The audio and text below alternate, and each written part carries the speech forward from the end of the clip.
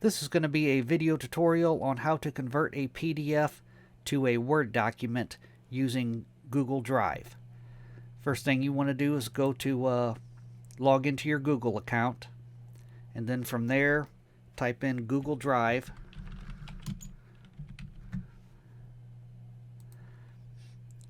I'm going to select Drive here.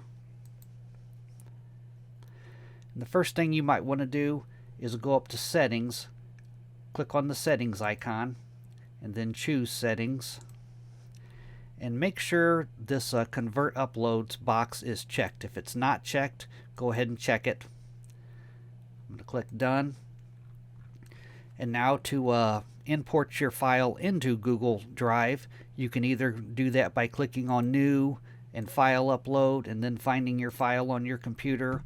In my case, I have it in a folder here. I'm just going to drag it across and drop it into Google Drive. It is now uploading. It has uploaded.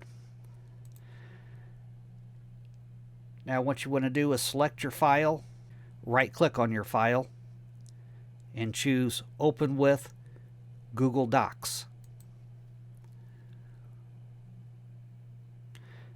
It's now converting the file into a Word document.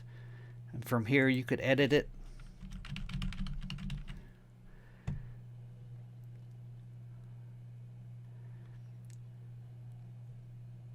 You can click on File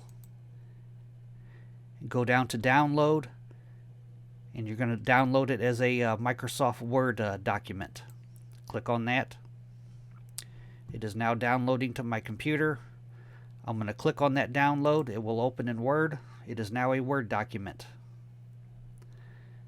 I'm going to click Enable Editing, and you can edit as you choose. That's it. Thanks for watching.